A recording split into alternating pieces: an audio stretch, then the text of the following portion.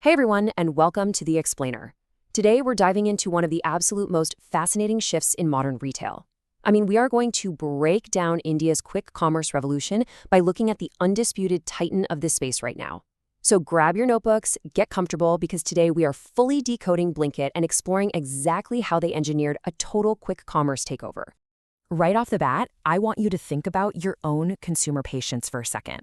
Let's be real. 10 years ago, waiting 3 days for a package felt like an absolute miracle. 5 years ago, next-day delivery was the gold standard. But today, well, if you realize you're out of coffee beans while the water's already boiling, you kind of expect those beans at your door before the water even cools down. Can you really get groceries delivered in 10 minutes? It sounds like completely absurd magic, right? But for millions of people living in cities, it's not magic at all. It's literally just a Tuesday morning. And one company has capitalized on this shrinking window of patience better than pretty much anyone else. So the crucial point is Blinkit's staggering market share. We're talking 45 to 50% as of the 2026 data. They aren't just participating in this quick commerce market, they are practically defining the whole thing. And capturing half of a market this heavily contested, that is no accident. It requires an absolute perfect storm of logistics, brilliant branding, and just ruthless execution. Okay, let's dive into this. To really unpack this case study today, we're going to start with the need for speed, then trace their rebranding to Blinkit. From there, we'll open the hood on their 10-minute engine, look at their creative marketing, and finally, survey the quick commerce battlefield. Section 1, the need for speed.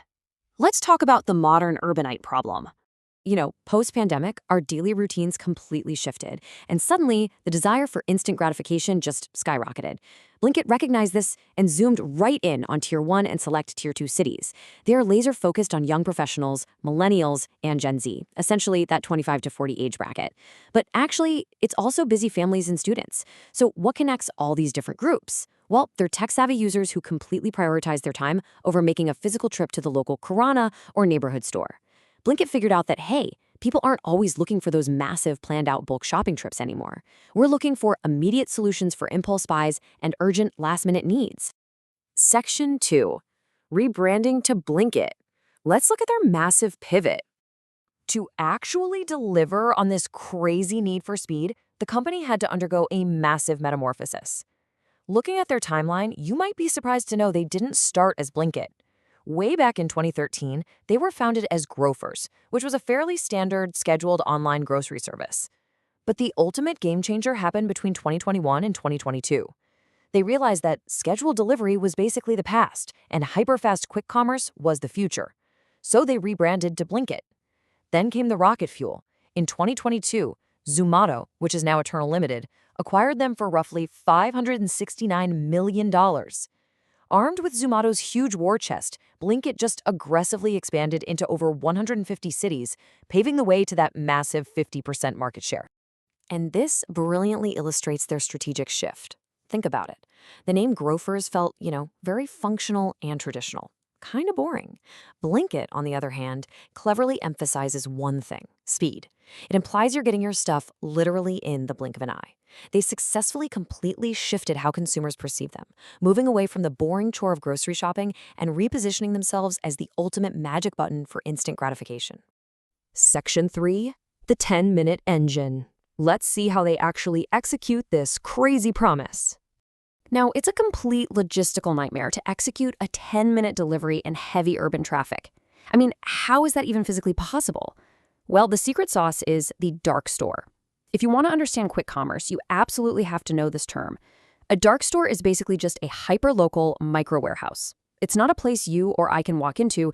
It is strategically hidden right in the middle of high-density urban neighborhoods for one purpose: fulfilling orders as fast as humanly possible. Blinkit operates thousands of these things across the country, and because the store is effectively just a few blocks away from your house, they can reliably hit that insane 8 to 10-minute delivery average. Let's rapidly break down this operational engine using the classic 4Ps framework. Looking at product, just notice the sheer volume: over 30,000 items. That's huge. They aren't just selling you emergency milk and bread, they're stocking high-velocity items from fresh produce to literal electronics, and the app personalizes it all for you. For price, they use super aggressive discounts, cashbacks, and subscription models to lock in your loyalty and boost up that average order value. Place, as we just discussed, relies entirely on those hyper-local dark stores and seriously optimized last-mile logistics. And finally, promotion, which is heavily digital first, performance-driven, and incredibly witty. Which brings us perfectly to Section 4, winning with creative marketing, driving the machine.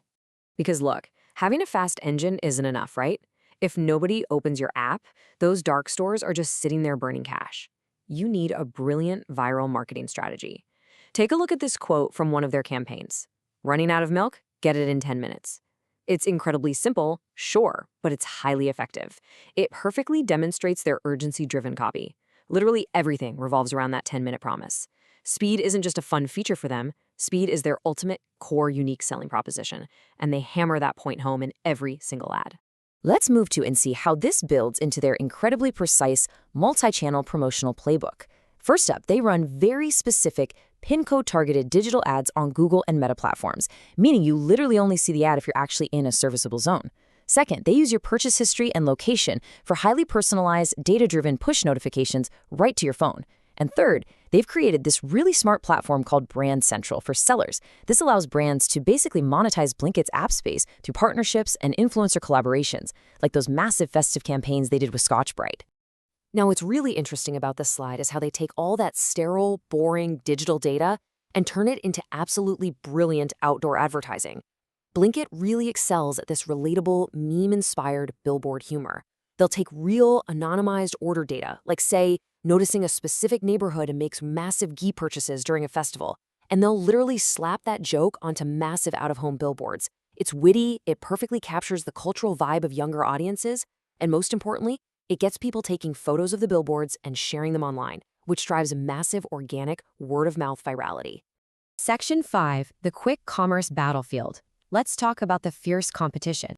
So we've seen exactly how Blinkit built this empire. But let's not kid ourselves, the competition out there is incredibly fierce. While Blinkit holds the lion's share at nearly 50%, look at who is right on their heels. First, you have Zepto, who is pushing for even faster speeds and has incredible traction with younger demographics thanks to some really strong loyalty programs. And then, of course, you have Swiggy Instamart. They are a massive threat because they can just leverage Swiggy's already gigantic food delivery ecosystem to cross-sell quick commerce to millions of users who already have their app installed. So with all that said, what does the road ahead actually look like for them? Well, their strengths are undeniable. They have incredibly high brand recall tied directly to speed, fantastic data personalization, and of course the massive financial runway provided by Zomato. But the looming challenges, they're pretty steep. Maintaining thousands of physical dark stores requires a notoriously high operational cash burn. Plus, they are locked in these constant, brutal discount wars with Zepto and Swiggy. But honestly, the biggest hurdle they face?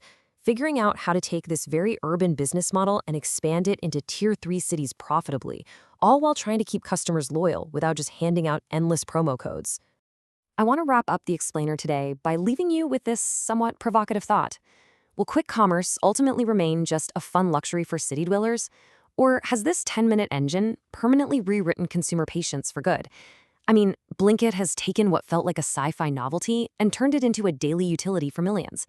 The entire way we shop, how we impulse buy, and even how we manage our time. It might actually never be the same again.